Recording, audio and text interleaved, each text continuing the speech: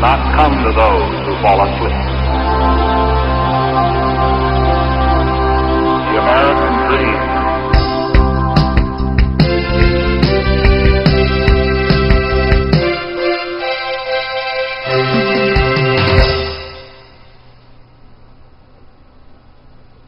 Hi, and welcome back. Again, my name is Paul Gruber, and we've made it to the Pronunciation Workshop's 14th training session.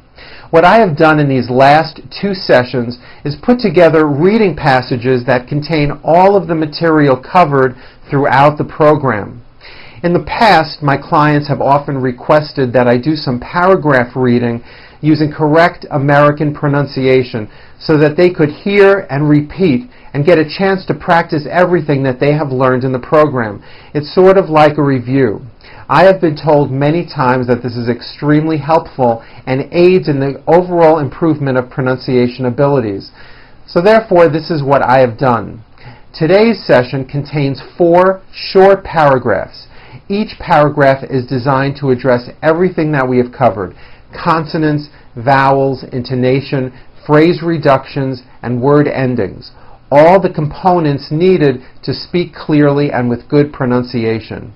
You may want to listen to these paragraphs a few times, read along with me, and then practice your pronunciation on your own using your manual. As I told you earlier in the program, I recommend that you speak out loud a little slower than usual and try to incorporate as much of the material as you can from all the previous sessions. Now, don't worry if at first it doesn't come out perfectly. You can't possibly remember everything. It takes time. But soon you'll find that it will all come together and you will sound just great. Also, at the end of today's session, I will cover the 10 keys towards improvement, which I believe will guarantee you success in speaking with an American accent. Okay, let's begin. This first paragraph is about photo albums. Keeping a family photograph album is a good way to save family memories for yourself and future generations of your family. Very old pictures can be taken to a photo shop and reprinted so that they can be placed in an album. Be sure to write on the back of the picture any information you remember about the people in it. Also, write the date if you remember it. Looking at photo albums is a relaxing way to spend the day, and it is a fun activity to share with family and friends. Your children, grandchildren, and their children will appreciate your efforts too. Okay, this next paragraph is called The Public Library. Your library card can be your ticket to entertainment, current events, and new ideas. Almost every city has a public library, and there is no charge for a library card. Libraries have books about many subjects, but there are also other things at the library. These include books on cassette tape, videotapes, large print books, CDs, DVDs, and magazines. Many have free programs in the afternoon or evening about travel, hobbies, or other topics of interest.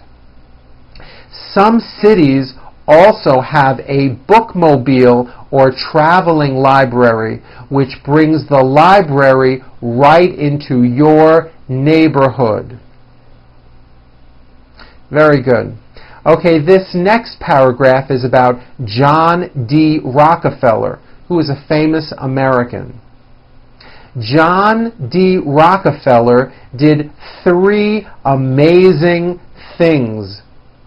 First, he acquired probably the greatest fortune in all history. He started out in life digging potatoes under the hot sun for 4 cents an hour.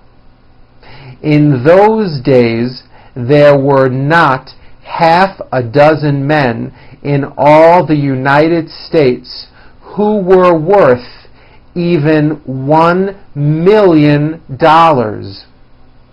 Eventually, John D. managed to collect a fortune said to be anywhere from $1 to $2 billion. And yet, the first girl he fell in love with refused to marry him. The reason given was because her mother refused to allow her daughter to throw herself away on a man who had such poor prospects. Very good. Okay, this next paragraph is called stars. In this paragraph, be aware of my pronunciation of numbers, especially the TH and the voiced Z sound, Z, in the word thousand. Thousand, okay? Here we go. How many stars can you see on a dark, clear night? You can see about 3,000 stars with your eyes alone. But keep in mind that you are viewing only part of the sky. If the whole sky were visible, you could count about 5,000 stars. If you look through a small telescope, you might see as many as 600,000 stars. Through the most powerful telescopes, astronomers can spot millions of stars. No one is sure exactly how many stars there are altogether, but astronomers believe there are at least 200 billion stars out in space. Okay, very good. Now that we are putting it all together, I want to give you the 10 keys that I believe will guarantee you success in speaking with an American accent. Here we go. Number 1, practice and listen are the key. You can improve your pronunciation in only a few weeks, but for many people it takes longer. As I told you when we started, practicing is important, but so is listening. As you go through your day, listen to the melody of English. English has its own rhythm and flow. It goes up and it comes down. Master that and people will more easily understand you. Also, listen to native speakers. Imitate the way they speak. You'll see that they also follow the same speech rules that I presented throughout this program. Number 2, do not leave off the endings of your words. Say the ending of each word, especially the final S's and the final ED sounds and the final LY sounds. These sounds have a lot to do with making you better understood, especially when saying numbers clearly. Number 3, make a list of frequently used words or words related to your profession that you find difficult to pronounce. Ask a native speaker to pronounce them for you. Perhaps you may want to record those words into a mini voice recorder and play them back at a later time. Number 4, and this is a big one, open your mouth. Open your mouth more when you speak English than when you speak your native language. Native speakers of English generally open their mouths wider than speakers of other languages. People who speak English as a second language sometimes speak like this and they feel embarrassed to open their mouths too much. Trust me, if you open your mouth more, you most likely will speak slower and produce clearer speech and more intelligible English. Okay, number 5, don't be afraid to speak. Get involved in conversations. It is very important that you practice what you are learning and use these techniques that I'm teaching you to make yourself understood in all different situations. Number 6, read aloud in English for 10 to 15 minutes every day.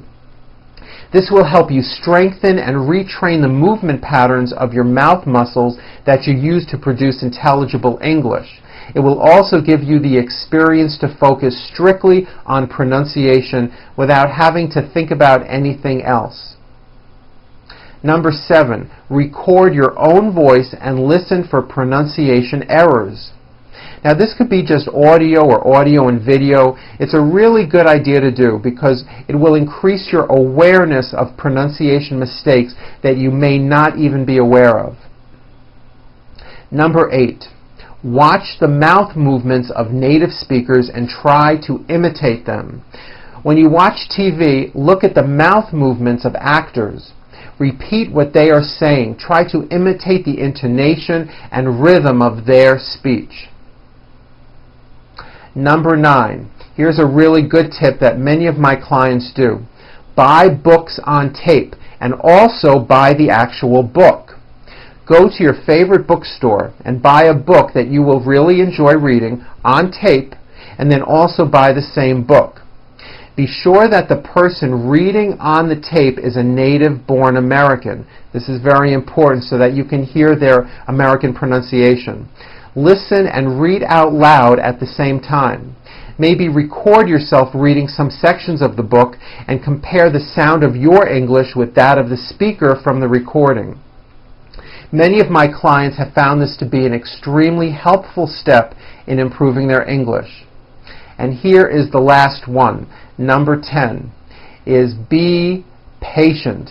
You can change the way you speak, but it won't happen overnight. It will take time. Some people expect instant results and they give up too soon. You definitely can change the way you sound, but you must be willing to put some effort into it and you must give it time. Now go and practice the paragraphs that we covered today, and I'll see you at our next session. Thank you for watching. I'm Paul Gruber for the Pronunciation Workshop. Goodbye.